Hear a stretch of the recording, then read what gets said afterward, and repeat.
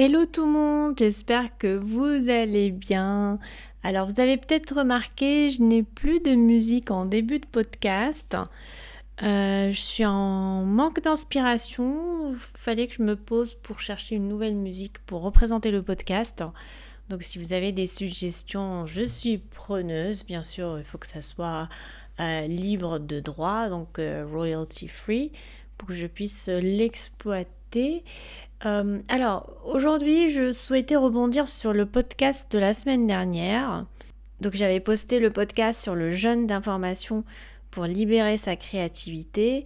On m'a posé quelques questions ensuite pour savoir ce que je faisais exactement. Comment je faisais pour ne plus consommer d'informations. Alors, la première chose, c'est, je vous rassure, je continue à consommer de l'info. C'est indispensable même dans mon travail de tous les jours et c'est aussi important pour savoir ce qui se passe autour de moi. Sauf que je ne suis plus esclave, on va dire, du téléphone ou de l'ordinateur. J'essaie vraiment d'aller vers l'information de manière consciente. Donc il y a des petites choses effectivement que j'ai mises en place, que je vais partager avec vous maintenant, que je pouvais aussi faire très facilement. Peut-être vous allez commencer par le premier point, ensuite vous rajoutez le deuxième, le troisième, mais ensuite vous allez voir que ça a énormément de bienfaits sur vous et que ça va vous faire énormément de bien. Alors, le premier truc que moi je fais, je sais plus dans quel ordre j'ai fait tout ça, mais en tout cas, on va commencer par le b.a.-ba. Et le b.a.-ba, c'est ne jamais dormir et se réveiller avec son téléphone. Donc, il y a énormément de personnes qui gardent le téléphone dans la main ou sur la table de nuit, en tout cas dans leur chambre. Moi, je ne fais pas ça.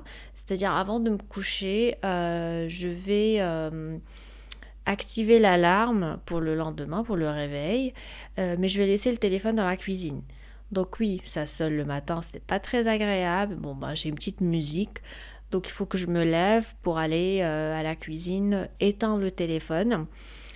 Donc la nuit, quand le téléphone est dans la cuisine, je désactive bien évidemment le Wi-Fi et la 4G. Et donc voilà, donc ça c'est la première des choses. Je n'emmène pas le téléphone avec moi le soir dans la chambre. Et le matin, je ne fais que l'éteindre. Je n'active pas la 4G aussitôt que j'ai le téléphone en main. Non, je le repose, je vais aller faire ma toilette, tout le reste.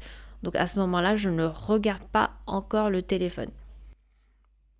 Et ça, je pense, c'est hyper important parce que quand vous vous réveillez le matin, ça donne un peu le groove de la journée, l'ambiance et le mood de la journée. Et pareil, quand vous vous consommez des vidéos ou du contenu avant de dormir, ça aussi, ça impacte sur votre sommeil. Moi, le soir, avant de dormir, je lis des livres, j'ai plein de livres sur ma table de nuit. Ces derniers temps, j'ai aussi des livres de poésie, donc c'est des choses un peu plus soft, plus agréables aussi.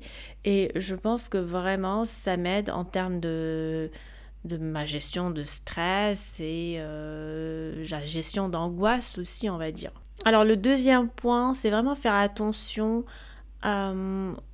aux nouvelles, aux informations que vous écoutez. Je ne sais pas si vous êtes branché BFM, CNN, BBC.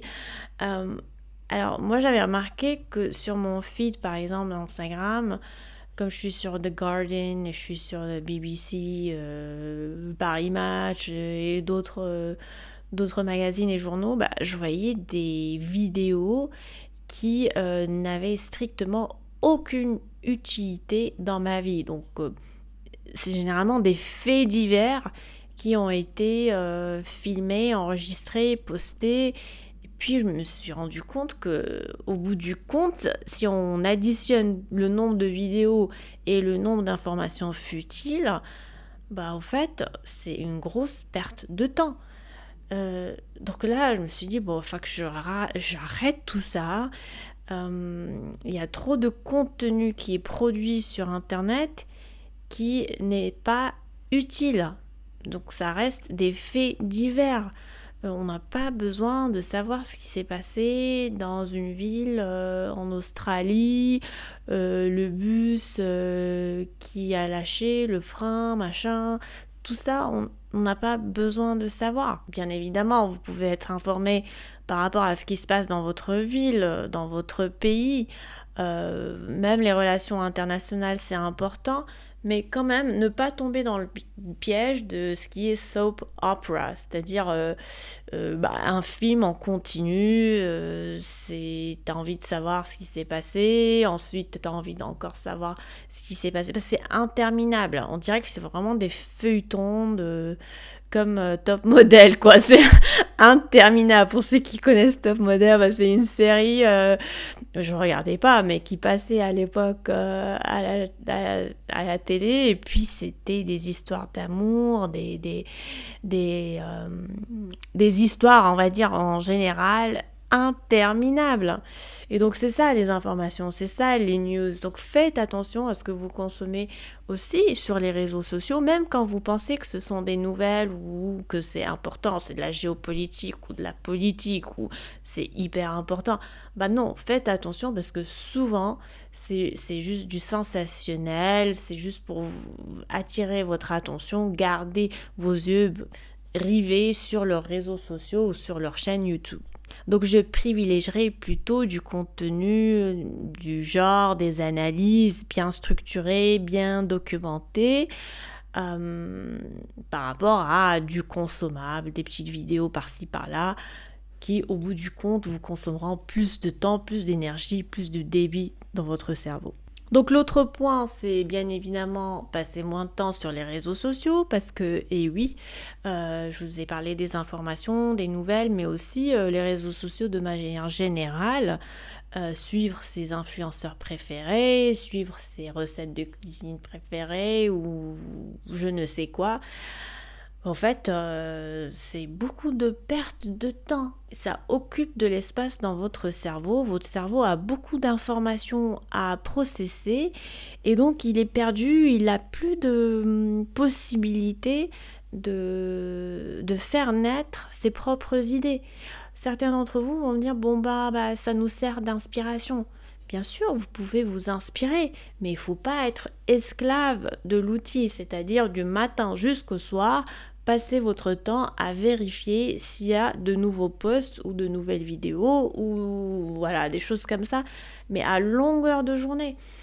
Alors, moi je prends pas généralement le métro ni le bus sur Paris, mais quand ça m'arrive de le faire, je vois tout le monde les yeux rivés sur le téléphone et je me dis waouh, donc ils font ça tous les jours, matin et soir au minimum. Ça ferait au moins 1 heure par jour. C'est énorme. Les gens ne se font même plus de eye contact. Ils se regardent même plus. Ils ont toujours les oreilles bouchées parce que tout le temps ils sont en train d'écouter quelque chose ou de suivre quelque chose.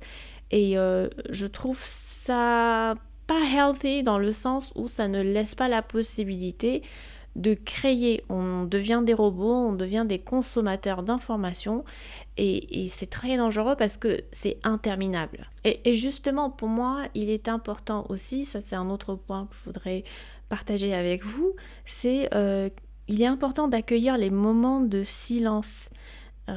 Par exemple, aujourd'hui, j'ai déjeuné toute seule, il n'y avait personne à la maison. Je pouvais mettre de la musique, mais voilà, j'ai choisi de ne rien mettre parce que je voulais me concentrer sur mon déjeuner. Bon, après le déjeuner, j'ai mis un morceau de musique, mais j'étais vraiment présente dans ce moment-là. Et au fait, j'ai appris un peu à être plus présente et à couper le bruit, la musique, où il faut toujours meubler le silence. Vous voyez, par exemple, vous faites une petite marche, vous mettez vos écouteurs, vous écoutez un podcast ou un livre ou de la musique. Vous êtes en train de faire du sport, pareil, vous occupez votre esprit à faire quelque chose, enfin à vous divertir, on va dire. Là, moi, je suis en train d'apprendre à juste à ne pas faire du multitasking, et à me concentrer uniquement sur une seule tâche, c'est-à-dire, voilà, je fais mon sport, je suis pleinement dans le sport. Donc je m'entends respirer, j'entends mon dos craquer si ça se fait. Donc voilà, ce sont des petites choses comme ça qui font que j'ai réduit de manière drastique le contenu de vidéos, le contenu web que je consomme. Je continue à lire des livres le soir quand je peux ou quand je suis dans le métro, justement j'emmène un livre avec moi. C'est vraiment voilà, ne pas être dans ce cycle interminable de cliquer sur la prochaine vidéo, le prochain post, le prochain article, le prochain... Voilà, comme ça se finit jamais. Et donc, dans ce process-là, j'espère vraiment créer davantage d'espace pour accueillir des idées, on va dire, plus authentiques ou des idées où on est moins influencé. Comme j'ai dit, c'est bien d'être inspiré, mais il faut rester quand même original et rester vous-même. C'est pas parce que vous avez vu un truc que vous devez en faire pareil. Donc voilà, donc j'ai l'impression que les réseaux sociaux, Internet, c'est super, mais c'est à nous de gérer ça, c'est à nous de gérer notre consommation. Et plus on consomme, moins on crée. Donc, il faut vraiment se rendre compte de l'importance de la discipline dans ce qu'on consomme. Et quand je dis consommer, c'est-à-dire que vos yeux consomment, vos oreilles consomment. Donc, il y a des choses que vous absorbez de manière quotidienne et de manière subliminale, c'est-à-dire que vous vous rendez pratiquement pas compte des messages que vous recevez de manière subliminale. Et ça, il faut aussi faire très attention. Voilà mes chers amis, j'espère que ces petits tips vous auront servi ou vous serviront. N'hésitez pas à partager avec moi votre opinion sur en dessous si vous écoutez le podcast sur YouTube dans les commentaires ou à m'envoyer un petit mail hello@safanery.com. Sur ce mes amis, je vous dis à très bientôt. N'oubliez pas que décembre, c'est demain. Dernier mois de l'année. J'espère qu'il y aura de bonnes nouvelles ce mois de décembre parce que en novembre, vous savez tous, c'était catastrophique. Le mois d'octobre aussi. Bon, on prie pour un peu plus de positivité dans le monde, plus de paix, plus d'amour pour tout le monde. Et puis, voilà, j'espère que les choses vont s'arranger pour le meilleur. Et surtout que vous allez pouvoir vous profiter de ce dernier mois pour progresser, aller de l'avant et puis aller de l'avant dans vos objectifs. Et puis faire de cette année une année, comment on dit en anglais, worth living, qui vaille la peine. Voilà, je sais plus parler au bout de 14 minutes. Là, je suis hors service. Je vous embrasse très fort et puis je vous dis à très vite. Ciao, ciao.